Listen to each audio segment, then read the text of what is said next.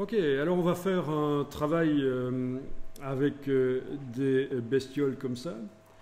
Vous pouvez taper éventuellement ceci dans Google, Walking Cat et entre guillemets public domain, et vous allez chercher les images. Je n'ai rien précisé dans les outils de recherche, je n'ai pas précisé que je veux des images de haute qualité ou quoi que ce soit. Non, j'ai juste tapé Walking Cat et public domain entre guillemets, et je suis passé à la partie images de Google. Vous êtes bien entendu dans un logiciel de navigation web sérieux, style Firefox, Chrome ou quoi d'autre, Opera peut-être, mais en tout cas pas Explorer, que nous allons éviter comme la peste. Et oui. Et alors, je trouve ici des images de chats en train de marcher. Ce sont des vieilles images. Vous les trouvez peut-être pas au même endroit chez vous en fait. Hein. Ah oui, il y en a plein d'autres en fait. Il y en a une qui est grande ici. Je vais faire un clic droit, ouvrir le lien dans un nouvel onglet. Le voilà. Ensuite, je vais cliquer sur afficher l'image. Voilà, donc c'est minuscule en fait. Elle est minuscule. Je vais peut-être revenir un peu en arrière. Après avoir fait afficher l'image, je vais revenir en arrière et je vais demander ici à Google « Recherche par image ». Et Google va me trouver partout sur le web cette image-là, quand je clique ici sur « Toutes les tailles ». Ah, quand même, il y en a une plus grande, je crois. Celle-ci doit être plus grande. Non, même pas. J'ai rien dit. Elle n'est pas plus grande. Donc le maximum pour cette image-là, visiblement sur le web, c'est 758 sur 294. C'est pas très grave, de toute façon, parce qu'on va s'en servir comme modèle, en fait. Hein. Ok, donc vous enregistrez ça dans le dossier d'aujourd'hui. Alors, ces images-là, vous savez ce que c'est? Vous avez déjà vu ça, sans doute. Hein. Ça date du début de la photographie. On s'est servi de la photographie comme outil scientifique pour analyser la manière dont les êtres vivants fonctionnent. Et donc c'est un système notamment de déclenchement avec des ficelles qui servaient à déclencher des flashs. Donc c'est vraiment les tout débuts de la photographie et il y a deux personnes qui sont très, très connues pour ça, c'est Muybridge et l'autre, c'est Marais, je pense, qu'il s'appelle. On avait parlé de ça déjà, non? À la formation Photoshop, non? Oui. Voilà. La chronophotographie. La chronophotographie, Édouard Muybridge et Étienne Jules Marais. Donc ces images sont forcément dans le domaine public. Ça fait très longtemps que c'est fait. Ça date de quand? D'ailleurs, c'est Brol, exactement. Bon, en 1882. Ah oui, il y avait aussi le fameux fusil photographique. Ok. Bon, ben vous avez téléchargé cette image-là et on va l'ouvrir dans Illustrator. Donc, nouveau document, pas fichier ouvrir, parce qu'attention, on avait dit, hein, si vous faites fichier ouvrir et vous ouvrez une image directement dans Illustrator, vous allez avoir les palettes qui vont être complètement vides. Alors je préfère démarrer d'un document Illustrator avec un profil de document ici. Alors je vais prendre RVB de base, tiens, oui, RVB de base, format A4 horizontal, c'est bien, ok.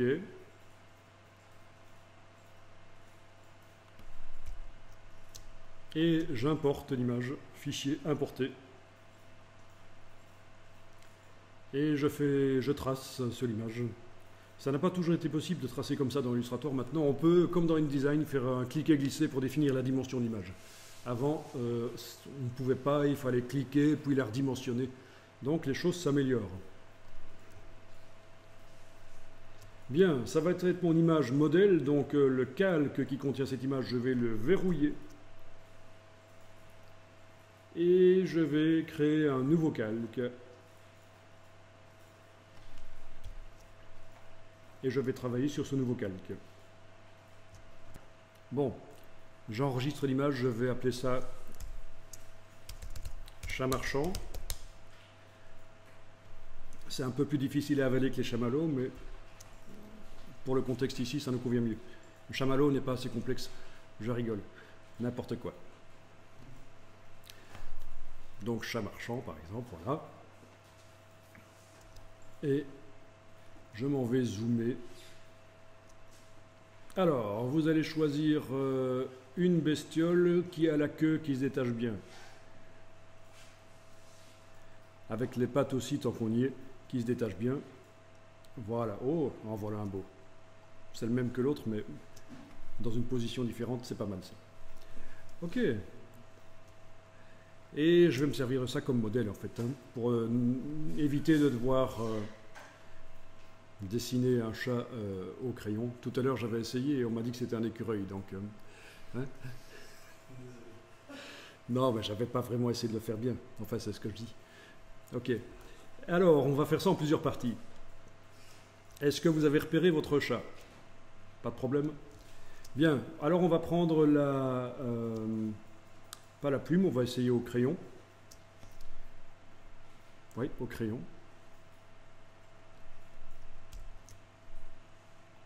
Le crayon s'est beaucoup amélioré depuis la version CC, donc vous avez encore de la chance. Avec CC, le crayon s'est amélioré. Alors voilà, je vais dessiner au crayon ici la tête du chat comme ceci, donc sans son cou. Voilà. Bien. Bon, je peux lui donner une couleur de fond si je veux. Ok. Ensuite, je vais dessiner le cou. Comme ça.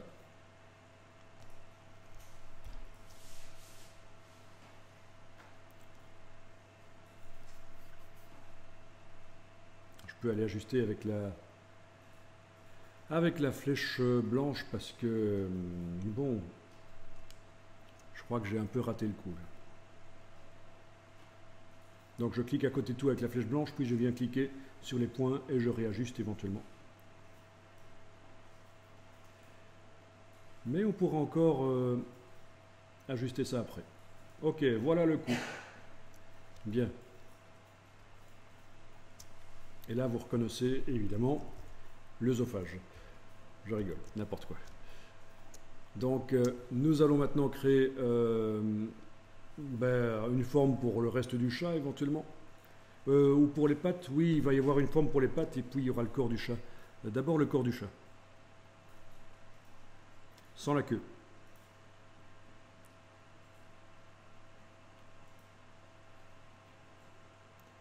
Alors, vous ne faites pas ce qu'on a fait hier pour la voiture, vous ne fusionnez pas les formes en une seule. Tiens, on croirait voir un chat à mémère avec un manteau sur le dos. Ok, donc je vais maintenant créer les pattes. J'enlève l'œil en face de la dernière forme que j'ai faite parce qu'elle m'empêche de voir ce que je fais. Et pattes. Ça me rappelle que j'ai eu en formation une brésilienne qui m'avait raconté qu'elle avait appris un jour que son boucher vendait des chats à la place des lapins. Marrant ça. Donc, moralité d'histoire, quand vous achetez un lapin, il vaut mieux que la tête y soit.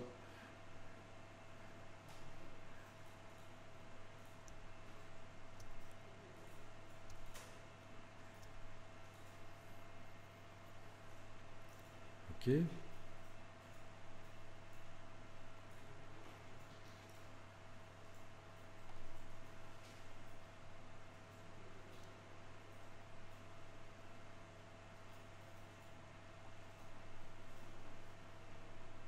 Ok, ça marche. Ne faites pas la queue. Juste ça. Amusant.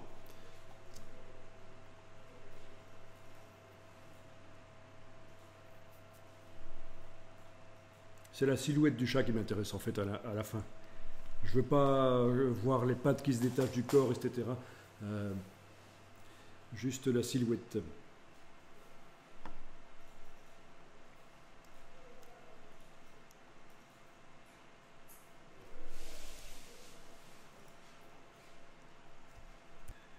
Donc ici, contrairement à ce qu'on avait fait hier pour vous simplifier un peu la tâche, ici j'ai mis tous les tracés dans le même calque.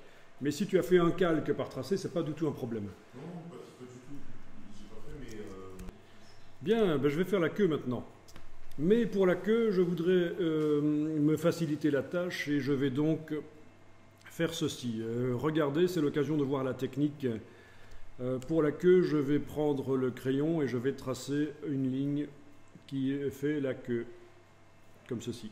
Ok. Et je vais lui donner une couleur de contour, pas de fond.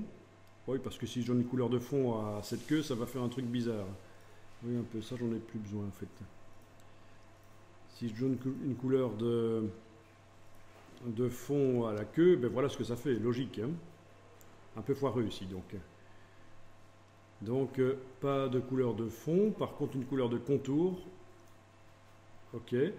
Et une épaisseur, je vais lui donner une épaisseur. Donc on a l'épaisseur ici, ou menu fenêtre contour. Voilà. Ensuite, je vais dire que le bout de la queue n'est pas coupé comme ça, mais ça va être rond. Et donc ça va se faire dans la palette contour, menu fenêtre contour. Dans la palette contour, je vais demander d'afficher les options. Et je vais dire, tiens, le bout, c'est rond plutôt, voilà. Plutôt que d'être carré comme ça, c'est plutôt rond. Ok, ben, et essayez déjà de faire ça. Vous faites pour la queue, vous faites un trait au crayon. Vous lui mettez une couleur de contour, une épaisseur, et vous dites que le bout est rond. Et puis pour la suite, on va voir comment on va s'en sortir. Voilà, vous enregistrez. Alors, voyons un peu ce qui se passe. Je vais dupliquer le calque en fait pour garder celui-là en backup. Donc je prends le calque du dessus, je l'amène sur le bloc de feuilles, j'obtiens une copie parfaite. L'original, je vais le verrouiller et enlever l'œil. Comme ça, c'est ma sécurité. C'est mon backup. D'ailleurs, je vais le renommer. Backup de sécurité. Voilà. Et donc, je vais travailler sur le calque du dessus. Donc, vous avez vu, j'ai dupliqué le calque. Le calque original, je l'ai verrouillé. Et j'ai enlevé l'œil en face. Donc, je ne peux plus travailler sur lui. Et je ne le vois plus. C'est important, c'est là que les stagiaires, en général, se plantent. Ils gardent le calque affiché. Et puis, pour la suite, on a deux chats superposés. On ne comprend rien à ce qui se passe. Donc, n'oubliez pas d'enlever l'œil. Donc, ce que nous avions fait hier, c'est fusionner plusieurs formes. Voyons un peu ce qui se passe si on le fait ici. Est-ce que ça va fonctionner?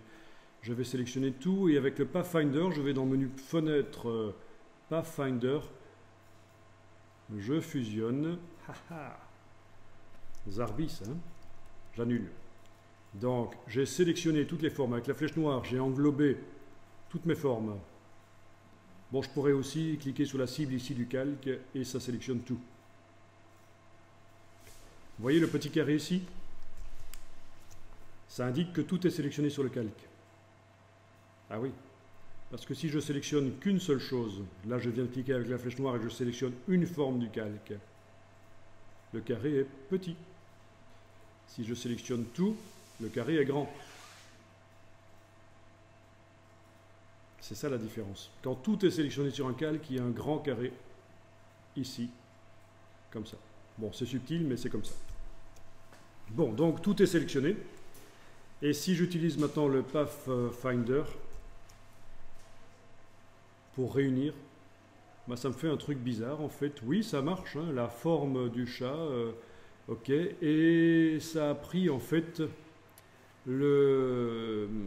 c'est la forme qui était la plus au-dessus, c'est-à-dire la queue qui a donné ses attributs à la silhouette du chat. Ok. N'y voyez pas Maldon, la queue qui a donné ses attributs, bon ça ne veut rien dire du tout. Hein, ne soyez pas tordu et vicieux. Ne faites pas comme le formateur. Ok. Je peux vous poser une question indiscrète sur les queues? Non, non, pas du tout. Un petit peu en arrière, en fait, quand j'ai apporté ma photo, mon fichier était lié, mais je ne sais plus comment le délier. Ah, mais tu n'as pas besoin de... Donc ta question c'est, quand tu as importé, ton fichier est lié, et tu voudrais qu'il ne soit plus lié. Bon, déjà, il faut savoir que ça n'a peut-être pas une importance énorme. Le seul intérêt, ce serait de pouvoir transférer le fichier Illustrator sans devoir transférer la photo avec. Mais pour la suite, ça va tout à fait fonctionner, en fait. Oui, mais c'est parce que ici quand j'ai voulu sélectionner mon chat, il m'a directement déplacé mon... Ta photo? Oui. Oui, mais attention, ton calque qui contient la photo, il doit être verrouillé. Ça n'est pas censé bouger. Ah oui, Et évidemment. Donc ça n'a rien à voir avec le fait que ce soit lié ou pas, que ce soit incorporé ou pas. Tiens, il se trouve que moi, l'image est incorporée. Ma case liée était décochée dans la boîte d'importation d'image, mais ça n'a aucune influence. Donc ton problème, c'était ça, en fait. okay. Voilà, voilà. Ok, donc voilà. Alors vous avez vu que ça a fait un truc bizarre au niveau de la queue. Hein. Un truc comme ça, c'est pas génial. Donc j'annule. Et en fait, je vais demander que ceci, cette forme que je vois ici, il se trouve que c'est bleu cyan chez moi, mais cette forme-là devienne réellement une forme. Parce que pour l'instant, c'est pas une forme. Ce n'est que l'image d'une épaisseur avec des bords arrondis à chaque extrémité. C'est l'image d'une épaisseur sur un contour. Donc je veux que ça devienne réellement une forme. Je vais en fait faire ce qu'on appelle décomposer. Quand on part de quelque chose qui est très modifiable dans Illustrator et qu'on va vers quelque chose qui sera un peu moins modifiable, on appelle ça décomposer. Donc je vais décomposer le contour. Et donc pour ça, vous sélectionnez uniquement le contour ici et vous allez dans le menu Objet, Décomposer. Objet, Décomposer. Alors, sur la forme qui est actuellement sélectionnée, qu'est-ce que je décompose? Le fond ou le contour? Ben, le fond, il n'y en a pas de toute façon. Ma forme n'a pas de fond, donc on s'en fout. C'est uniquement le contour, donc les deux peuvent rester cochés. Je clique sur OK et voilà. Ça m'a créé une forme. Au niveau visuel, rien n'a changé, mais ce n'est plus un contour avec une épaisseur. C'est pour ça qu'en fait, je vous disais, quand on décompose, on va vers quelque chose qui est très modifiable, vers quelque chose qui est moins modifiable. Pour modifier l'épaisseur maintenant de la queue du chat, par la palette contour, ça ne va plus bien marcher en fait. Mais c'est une forme. Et alors, qu'est-ce qui va se passer maintenant quand je vais englober toutes ces formes et demander une réunion? Eh bien là, ça marche beaucoup mieux que tout à l'heure en fait. Ok, donc vous avez fait la réunion avec le Pathfinder et vous allez maintenant l'annuler. Édition, annuler, réunion. Pourquoi? Mais parce qu'on va faire mieux que ça encore. C'est-à-dire que je vais maintenant recliquer sur l'icône de la réunion, mais en enfonçant la touche Alt. Résultat, visuellement la même chose, mais chacune de mes formes est restée indépendante des autres. On n'a pas créé une forme, on a en fait plusieurs formes qui sont réunies ensemble. C'est ce qu'on appelle une forme composée. Si vous ouvrez le calque et vous voyez qu'il est indiqué, il y a un groupe avec forme composée dessus. Et là-dedans, on a les différents tracés. Voilà. Tiens. Il m'a fait un groupe pour la queue, mais c'est pas très grave. Ah oui, c'est parce que le groupe avait été fait auparavant quand on avait décomposé en fait. Donc c'est normal. C'est pas le fait d'avoir fait la forme composée en enfonçant la touche Alt ici qui a fait le groupe sur la queue. C'était le fait d'avoir transformé le tracé de la queue en une vraie forme par objet décomposé. Mais peu importe. C'est juste pour vous dire, il ne faut pas vous étonner parfois de voir des groupes dans Illustrator, parce que quand on fait des opérations dans Illustrator, il crée des groupes en fait. Quand vous voyez qu'un nom est indiqué entre le signe inférieur et supérieur comme ça veut dire que c'est Illustrator qui a fait la chose. Par exemple, ce groupe-là, qui est indiqué entre un signe inférieur et supérieur, vous voyez d'office que ce n'est pas vous qui l'avez fait, le groupe. Ce n'est pas vous qui avez demandé de faire un groupe, c'est Illustrator qui l'a fait tout seul suite à une opération. Voilà, donc pour l'explication, les petites balises, pourquoi est-ce qu'il y a des petites balises. Ok, et donc je peux aller ouvrir ici et sélectionner les différentes parties et je vais pouvoir changer des choses. Par exemple, sélectionnons ça. Je ne sélectionne pas comme ça. On est d'accord, hein? Je sélectionne avec la cible. On n'est pas dans Photoshop, on ne sélectionne pas les objets en cliquant sur leur nom dans la palette des calques. On les sélectionne avec la cible. Et là, je vais éventuellement pouvoir bouger les choses. avec la flèche. Voilà. Tourner si je veux, avec l'outil de transformation. L'outil de transformation, vous avez une petite cible. Ah tiens, elle ne se voit pas bien ici, mais elle est là en fait. Vous voyez la petite cible? Quand vous êtes passé en outil de transformation sur la patte que vous avez sélectionnée avec la cible ici. Vous êtes passé en outil de transformation. Vous avez une cible, et cette cible, on peut la placer au centre de rotation. Bon, il se trouve qu'elle est de couleur cyan, c'est pas génial. Pourquoi est-elle de couleur cyan, cette cible? C'est ennuyeux parce que mon chat est également cyan. Je vais changer la couleur du chat, en fait. Pas du contour, du fond. Voilà. Ok, donc j'en étais à dire, je sélectionne par exemple la patte avant ici uniquement. Je suis avec l'outil de transformation, je peux déplacer la cible, là on la voit, pas de problème, on la voit. Et ça peut tourner. Donc je peux m'éloigner de l'image en fait, hein, je peux faire différent. Ok.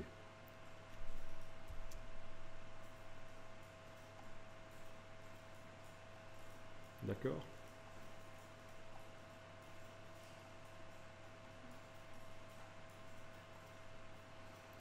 Donc, une forme composée, c'est-à-dire un pathfinder, mais en gardant les formes modifiables séparément chacune.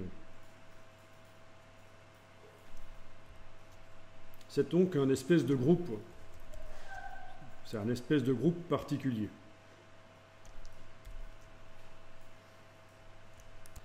Ok.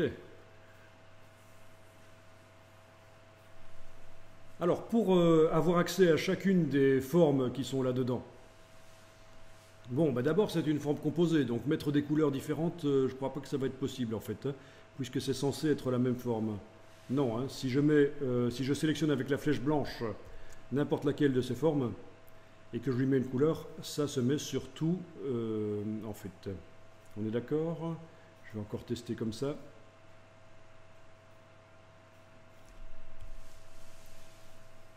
Tiens. Bon, et là il veut même pas.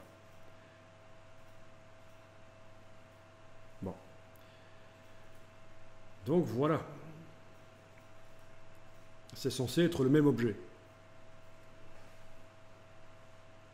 Alors si je veux avoir accès à chacune des formes qui composent cet objet, je vais aller utiliser la flèche blanche plus, qu'on appelle l'outil de sélection directe progressive. Outil de sélection directe progressive. C'est vrai que par la palette des calques avec les cibles, je peux activer un ou plusieurs objets. Clic, CTRL-clic sur le PC, commande-clic sur le Mac pour sélectionner des objets qui sont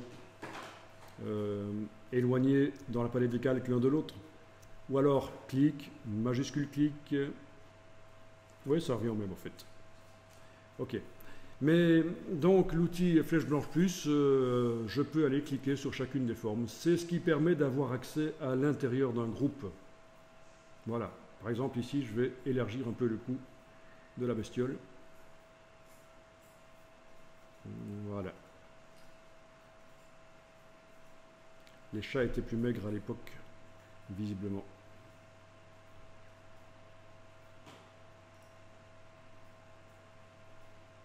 Ok. Donc flèche blanche plus. Je vous l'avais déjà dit qu'on l'obtient également quand on travaille avec la flèche blanche et qu'on enfonce la touche Alt. Donc c'est une espèce d'état intermédiaire entre la sélection de l'objet entier et la sélection des points. Je sélectionne des morceaux d'un groupe.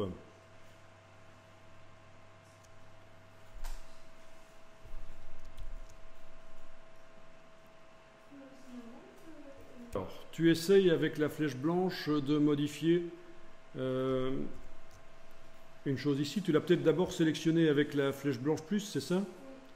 Et ça apparaît comme ça. Et puis avec la flèche blanche, tu essayes d'aller modifier les différents points. On est d'accord, c'est ça?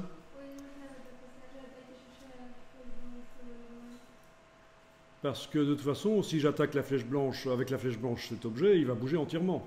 J'annule. Parce qu'en fait, avant d'utiliser la flèche blanche, il faut cliquer à côté pour désactiver, et puis je peux aller revenir sur le tracé et aller bouger un point par rapport à l'autre. Ah ben oui, c'est un truc habituel. Voilà. Ok, ça c'est pas mal. Le Pathfinder Réunion, mais utilisé de manière à créer des formes qui sont encore modifiables les unes par rapport aux autres.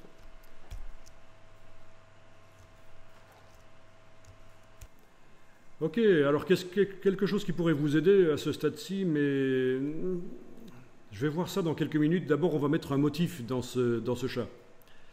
On va sélectionner l'entièreté du chat, donc soit avec la flèche noire, je clique sur la forme composée ici, soit je clique sur la cible ici, et on va aller mettre un motif dans le fond de ce chat. Attention, parce que les motifs, on peut aussi les mettre sur les contours, mais ici c'est dans le fond, c'est la case de fond qui est en avant-plan, et je vais aller chercher des motifs dans le bas du nuancier, dans la bibliothèque ici, motif.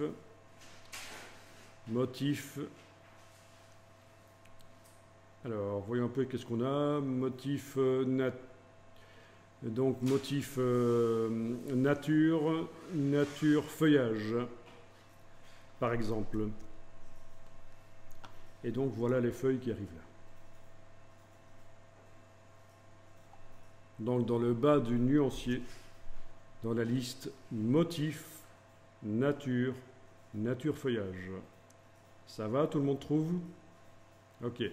Donc je dis ça parce qu'en général, il y en a qui vont essayer d'aller dans la rubrique nature. Mais en fait non, ça ce sont des couleurs, ce sont des nuanciers de couleurs. Donc c'est bien motif nature. Ok, je vais cliquer sur les différents motifs. Évidemment, ils s'ajoutent aux nuanciers du document au fur et à mesure que je les utilise, mais c'est pas très grave, ça ne mange pas de pain. Voilà, vous choisissez n'importe quoi comme motif, c'est bon. Et vous voyez que le motif se met dans votre forme comme si il s'agissait en fait d'une seule forme, hein, aucun problème. C'est une forme, hein, c'est une forme composite. Bien. Bon. Alors, cette forme étant sélectionnée, je voudrais redimensionner le motif. C'est toujours la question. Alors, il y a des touches qui permettent de faire ça. En enfonçant des touches au clavier, on peut redimensionner le motif, mais ça ne marche pas bien. Et donc, ce que je vous propose plutôt, c'est, en ayant donc cette forme sélectionnée, aller double-cliquer sur l'outil de transformation manuelle. Voyons un peu. Non, c'est pas celui-là, excusez-moi. L'outil de... Tiens. Normalement, il aurait dû. L'outil de transformation ici, voilà.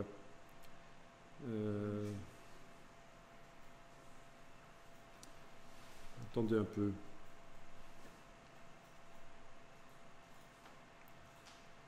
Non. Bon, ça me reviendra peut-être, mais voilà, l'outil. On a des outils de transformation, mise à échelle, rotation. Je vais commencer par une mise à échelle. Modifier la dimension du motif, donc je double-clique sur l'outil mise à échelle. Et là-dedans, vous avez deux options. Transformation d'objet et transformation de motif. Les deux pourraient être cochés, comme ça je pourrais redimensionner mon chat avec son motif. Le motif resterait à la même dimension par rapport au chat. Mais ce qui m'intéresse, c'est pas ça. Je voudrais travailler uniquement sur le motif, donc je coche uniquement transformation de motif. Je peux cocher la case aperçue. La case aperçue, si vous n'arrivez pas à la cocher, c'est peut-être bien parce que votre forme n'est pas sélectionnée. Et là, je vais faire une modification uniforme. À la place de 100, par exemple, je vais indiquer 50. Touche tabulation pour valider.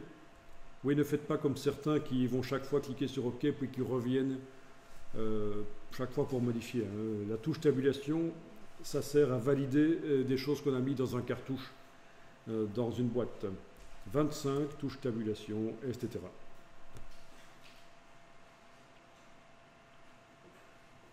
Ok? Donc le chat ne change pas de dimension parce que transformation d'objet n'est pas coché, mais le motif change de dimension. Ok. Alors si vous revenez dedans, ça remet 25. Ça veut dire que ça fait 25% sur quelque chose qui est déjà à 25%. Il faut le savoir. C'est comme ça que ça marche. Mais j'annule. Bien. Tourner le motif, ben, ça va être l'autre outil. Je vais double-cliquer sur l'outil de rotation ici. Et toujours avec la case aperçu coché, transformation de motif coché, pas transformation d'objet, je vais pouvoir tourner le motif. Donc ça, c'est une méthode assez simple pour tourner et redimensionner les motifs. C'est ces deux outils-ci utilisés avec l'option transformation de motif coché uniquement. Bon, c'est déjà pas mal ça, d'arriver à redimensionner et tourner un motif.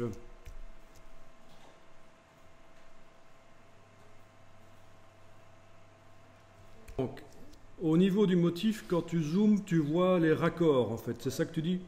Ok, moi je les vois pas, mais c'est vrai que parfois on les voit. On sait qu'en faisant un JPEG, on n'allait pas les voir, mais on les voit aussi. Tu les vois dans le JPEG? Ouais. Ça, c'est que le motif n'a pas été super bien fait. Normalement, oui, je les vois aussi ici. Ça doit être lié à la manière dont le motif a été créé, ça. Mais est-ce que c'est vraiment un raccord, ça? Tu as utilisé le même motif que moi, ou un différent peut-être? J'ai utilisé un motif léopard. Ok, je vais essayer d'autres ici. Léopard. Jaguar, pardon. Jaguar. Ah oui, jaguar, c'est dans les animaux. Voilà, jaguar. Bon, ceci dit, le jaguar, à mon avis, est un léopard d'Amérique du Sud. C'est la même chose. Mais bon. Et donc, tu as un problème. Ah oui, là, voilà, là. Oui. Donc, oui, c'est ennuyeux ça, en effet. En principe, ça ne devrait pas se voir à l'exportation. Et tu me dis que quand tu exportes en JPEG, ça se voit. Ouais, j'ai fait un JPEG pour vérifier si ça se voyait pas. Et ça se voit. Alors, au niveau des paramètres des effets, si on passe en 300 pixels par pouce, ça ne change pas grand-chose au motif. Donc, malheureusement, je crois que là, ça va se voir. Et en fait, il y a même des problèmes de raccord dans le motif comme ça. Ouais. C'est le motif, en fait. C'est le motif qui n'est pas super bien fait. Oui.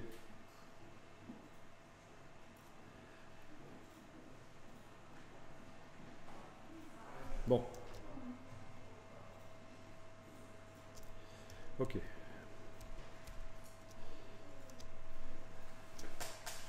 Alors, vous avez votre bestiole et vous voudriez à nouveau modifier des vecteurs, mais ça commence à devenir un peu la foire pour s'y retrouver là. Donc vous avez la possibilité, vous le savez, vous avez la possibilité de passer en affichage par tracé. Comme ça, vous modifiez les tracés, c'est facile, on voit les constructions, débarrasser des couleurs, des motifs, etc. On voit vraiment uniquement les constructions de la bestiole. Et c'est là que vous vous rendez compte qu'un chat a une anatomie un peu bizarre, la queue elle est attachée comme ça dans le corps. Non, je rigole, n'importe quoi. Ne faites pas attention aux bêtises. Ok, affichage aperçu, c'est une solution, mais il y a mieux que ça. Alors il faut que je vous explique que jusque la version 3 de Illustrator, et je parle de quelque chose qui date de 1993 à peu près, donc ça date, ça fait 21 ans.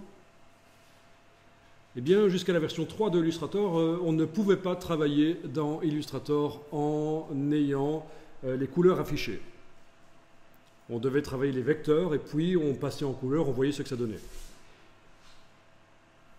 La version 3 de Illustrator a amélioré les choses. C'est à partir de là, 1993, qu'on a pu commencer à travailler dans Illustrator avec les couleurs affichées. C'était génial, on n'en revenait pas. On a fait la fête pendant 3 semaines, on a couru tout nu dans les grues, etc. Tellement on était contents. Sauf que c'était uniquement sur Windows. Ceux qui travaillent sur Mac, ils ont bien râlé parce que la version 3 sur Mac, elle était restée avec le problème qu'on pouvait travailler les illustrations qu'en affichage par tracé. Il a fallu attendre la version 4 sur Mac pour avoir ça. cette fonction qui existait. Donc il y a eu un moment de l'histoire de Illustrator quand Adobe a commencé à porter ses logiciels sur Windows, où les logiciels sur Windows, il fallait bien qu'ils fonctionnent mieux que sur Mac. Donc pour quand même qu'il y ait un truc qui marche bien sur Windows, et voilà. Et donc, ce qu'on va utiliser ici, c'est cette bonne vieille technique qu'on utilisait avant la version 3, c'est-à-dire afficher l'image dans deux fenêtres. Alors, allons-y. Vous allez comprendre où je veux en venir. On est en train de travailler sur une image qui s'appelle Chat Charmant-04 chez moi. Je vais aller dans le menu Fenêtre et je vais demander Nouvelle fenêtre. Donc, j'ai maintenant une nouvelle fenêtre. On a deux fenêtres ouvertes sur le même document. D'ailleurs, on a un petit 2.1 ici et 2.2 ici. Ok. Et je vais détacher les fenêtres. Alors je vais peut-être demander de les mettre côte à côte. On va voir ce que ça va donner. Menu fenêtre, disposition, mosaïque. Menu fenêtre, disposition, mosaïque. Ça n'a pas marché parce qu'avant il fallait que je les détache. Menu fenêtre, disposition, tout faire flotter dans les fenêtres. Donc menu fenêtre, disposition, tout faire flotter dans les fenêtres. Voilà, donc j'ai des fenêtres flottantes. Bon, ici c'était facile, il n'y avait que deux documents. Imaginez si vous en avez 20 ouverts dans Illustrator. C'est quand même plus facile cette fonction. Fenêtre, disposition, tout faire flotter dans les fenêtres. Et alors, vous allez au même endroit, fenêtre, disposition, et vous demandez à ce moment-là mosaïque, et vous avez les deux fenêtres affichées côte à côte. Une à gauche, une à droite. Bon, ça suppose que vous n'avez pas d'autres fenêtres ouvertes dans Illustrator. Je veux dire, il fallait qu'un seul document ouvert. Si vous en aviez encore d'autres qui traînaient derrière, ça vous ennuie un peu.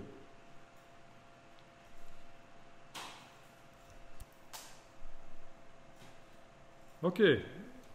Alors, je vais me débarrasser de toutes les palettes, sauf la palette des outils, donc je vais les sortir de l'affichage. Voilà. Vous connaissez le système? Ceux qui ont vu la Photoshop avec moi, le raccourci pour se débarrasser de toutes les palettes, sauf la palette des outils. Et évidemment la palette des options qui est là au-dessus. C'est majuscule tabulation. Donc si c'est uniquement tabulation, ça enlève tout. Mais si c'est majuscule tabulation, ça n'enlève que les palettes de droite. Et c'est là qu'il y en a certains qui n'y arrivent pas parce qu'ils essayent d'utiliser la touche verrouillage majuscule.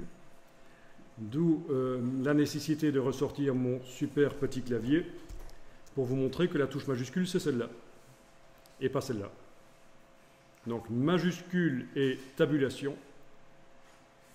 Donc j'enfonce la touche majuscule, je la garde enfoncée, puis brièvement j'enfonce la touche tabulation. Et ça me permet de faire une bascule pour faire apparaître ou disparaître les palettes qui sont à droite. Donc ça va vous permettre, même si votre écran n'est pas super grand, d'en profiter vraiment parce que vous allez pouvoir temporairement vous débarrasser de plein de palettes comme ça. Ok, alors les deux fenêtres, elles sont toutes les deux en affichage aperçu. Eh bien celle de droite, par exemple, je vais la mettre en affichage par tracé. Affichage tracé. Et donc je peux travailler sur le chat à droite et voir ce que ça donne à gauche. Ah, c'est génial ça. Je vais travailler sur le chat à droite et voir ce que ça donne à gauche.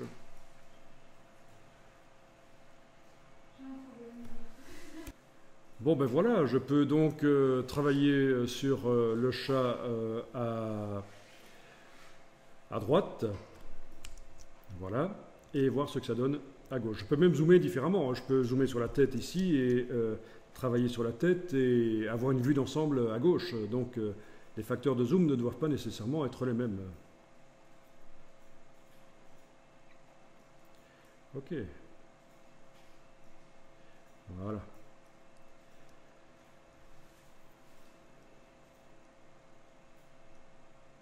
Ok, ça marche?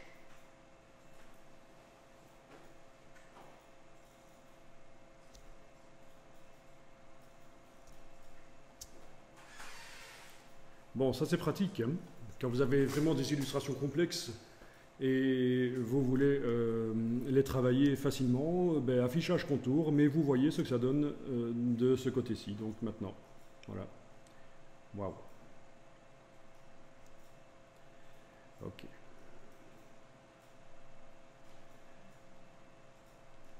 Bon.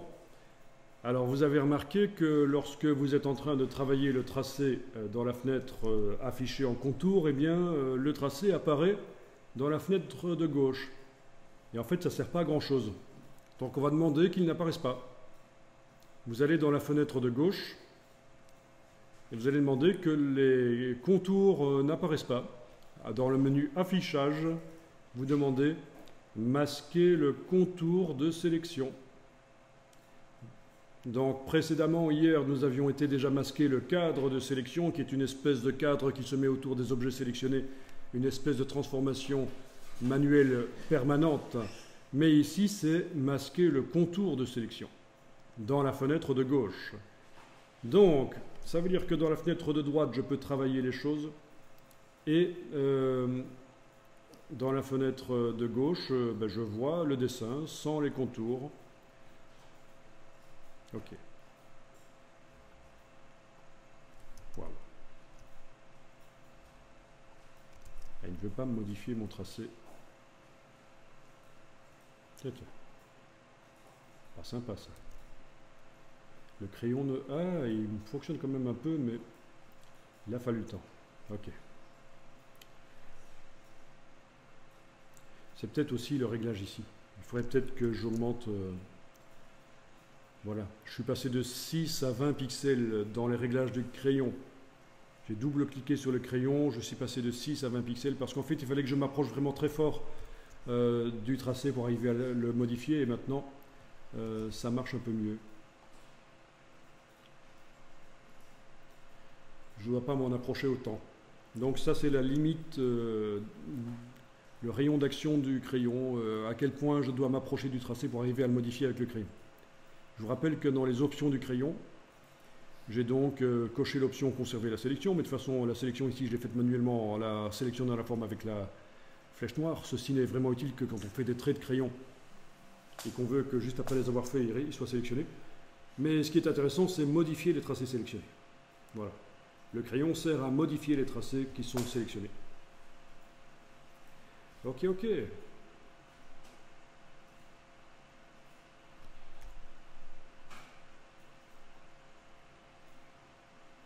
Voilà, je viens d'enregistrer le document. On n'a qu'un seul document. On a deux fenêtres, mais c'est le même document. On est d'accord, hein? Alors, il faut savoir que si je ferme le document et je le réouvre, les deux fenêtres, elles ne vont pas revenir comme ça. Il faudra les repositionner.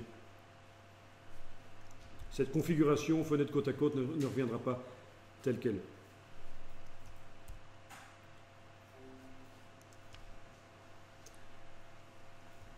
Alors, je sélectionne le chat avec la flèche noire, donc tout se sélectionne. Voyons un peu si on peut le modeler avec un outil un peu plus sympa que le crayon.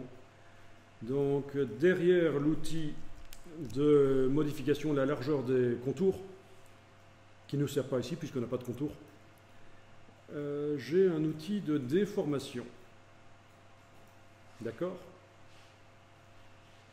Cet outil de déformation, il doit y avoir... attendez un peu, je vais double-cliquer sur lui parce qu'il faut que je me souvienne un peu des petites astuces. Maintenez la touche Alt enfoncée pour modifier la taille de la forme. Donc je vais en fait faire ce qu'Adobe dit, sauf que je vais ajouter ma petite sauce. Alt et majuscule. Alors, où est-ce qu'il est? Ah, il est super grand en fait, c'est ça. Il est super grand, l'outil de déformation ici. Ben oui, c'est parce qu'en fait mon chat est petit, par rapport à mon format A4, il est fort petit en fait. Hein.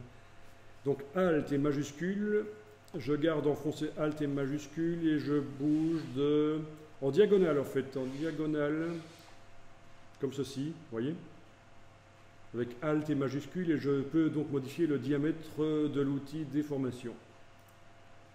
Bien. Et donc avec l'outil qui a un certain diamètre, je vais voir si je peux éventuellement aller modifier les formes qui sont actuellement sélectionnées. Voilà, donc je fais un chat qui a un dos plus rond par exemple, voilà. Marrant ça, hein? Ok. La queue, oui, si je veux faire une queue plus fine, voilà. Les pattes, voilà. Alors, Alt majuscule et diagonale, si je veux vraiment faire du travail tout en finesse.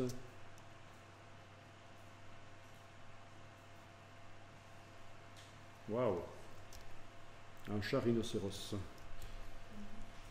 Ah oui, en plus, c'est un chat rhinocéros. Hey.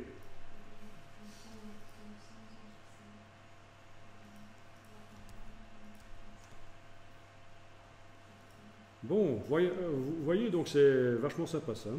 Un outil qui sert à déformer les choses.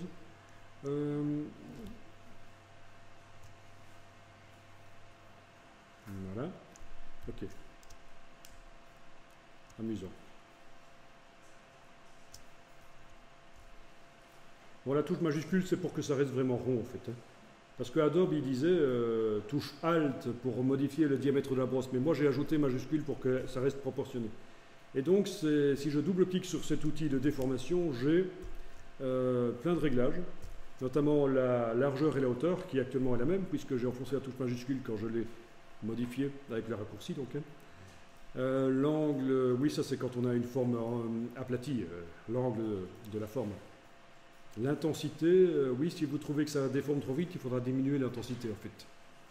Si vous trouvez que quand vous utilisez l'outil de déformation, ça part vite en couille, eh bien, vous diminuez l'intensité de l'outil. Utiliser le stylet, ça veut dire que c'est la force du stylet sur la tablette qui va déterminer la force de l'outil. Si vous appuyez fort, ça va fort déformer.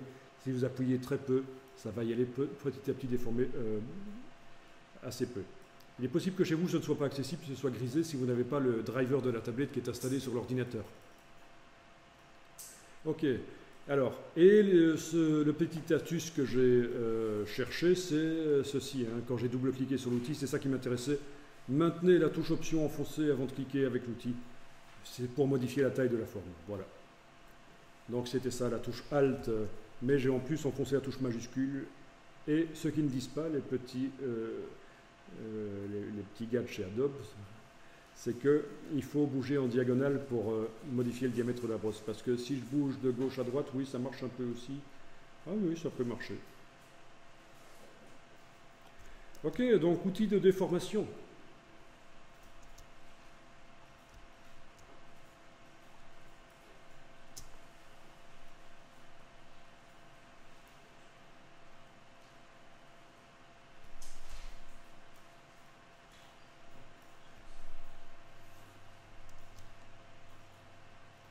Bon, après, on va continuer à déformer le chat, et puis on va lui faire un arbre à chat,